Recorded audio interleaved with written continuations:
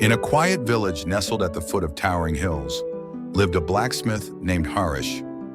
His skill was unmatched, and the tools and weapons he forged were renowned throughout the region. Farmers came to him for plowshares, hunters for spears, and travelers for sturdy horseshoes. But despite his talents, Harish was a man burdened by deep sorrow. Life had not been kind to him. Years ago, his wife Mira had fallen gravely ill and passed away, leaving him to raise their 2 children alone. As a single father, Harish struggled to balance the demands of his craft with the needs of his family. He grew distant from others, locking himself in the heat and clang of his forge. His heart, once warm and kind, hardened with the weight of his grief and responsibilities. Harish's only companion in his isolation was an old blind donkey named Gopi. The donkey had been with him for as long as he could remember, bought long ago when the children were still small and Mira was alive.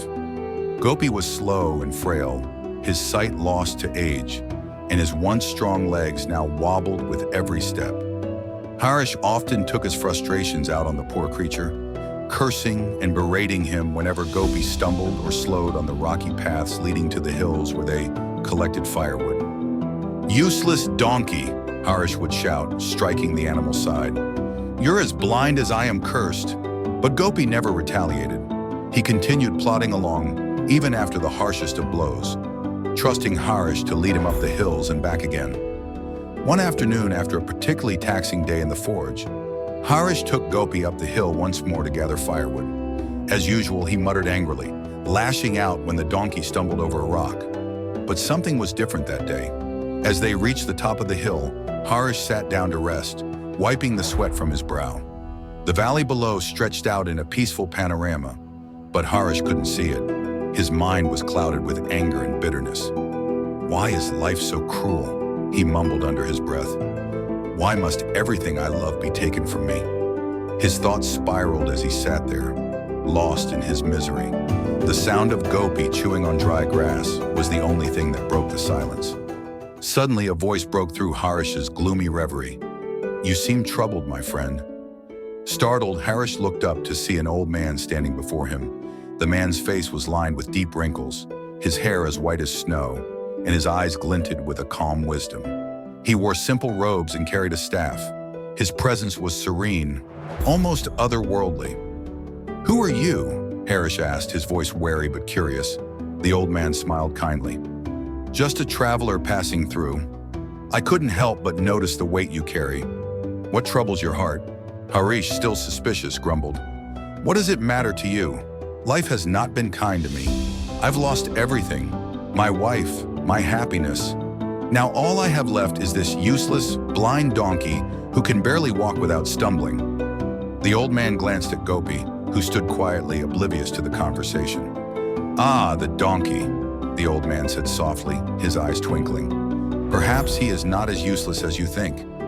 Perhaps he holds more wisdom than you know." Harish scoffed, incredulous. "Wisdom? From a blind donkey? What could he possibly teach me?" The old man's smile deepened.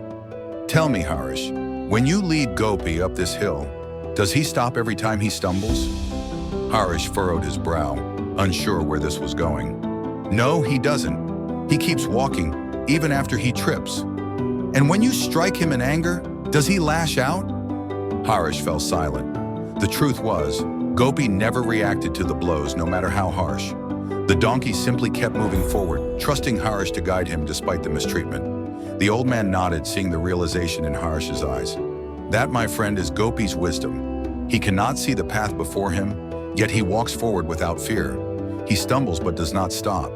He is struck but holds no anger.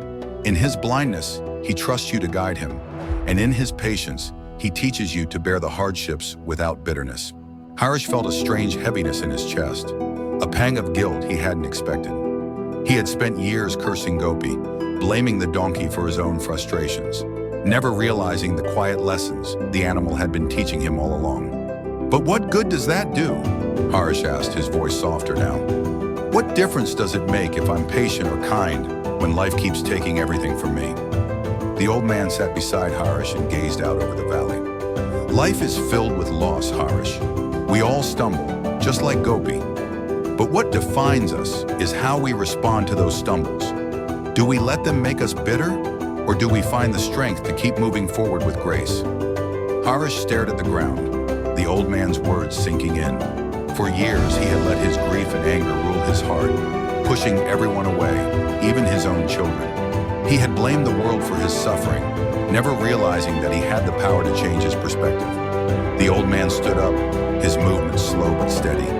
He placed a hand on Gopi's back, and the donkey turned his head, as if acknowledging the stranger's kindness. "Take a lesson from your donkey, Harish," the old man said, his voice gentle but firm. "Trust the path, even when you cannot see it clearly. Move forward, even when you stumble, and above all, let go of your anger. There is no strength in bitterness, only in forgiveness and patience." With that, the old man walked away, leaving Harish to ponder his words. For a long time, Harish sat in silence, watching Gopi graze. The sun began to dip behind the hills, casting long shadows across the land. Harish's heart felt lighter, as if the old man had lifted a burden he hadn't realized he was carrying. When Harish finally stood to lead Gopi back down the hill, he did so with a newfound sense of peace. He no longer cursed the donkey for his slow pace or his blindness. Instead, he felt a deep respect for the animal's quiet resilience. From that day on, Harish changed. He treated Gopi with kindness, speaking to him softly and leading him gently. He no longer allowed his anger to control him, and he began to reach out to his children, mending the relationships he had neglected for so long. The villagers noticed the change in Harish too. The once bitter blacksmith had become a man of quiet strength, his forge now a place of warmth and kindness. Whenever someone asked him what had caused the transformation, Harish would smile and say, "It was the donkey who taught me. Gopi showed me the way." And so the blind donkey became a symbol of patience and resilience, not just for Harish, but for the entire village. Through Gopi's quiet wisdom, Harish learned that true strength did not come from anger or control, but from the ability to move forward with grace, even in the face of hardship. Thanks for listening to the story. Hope you liked it.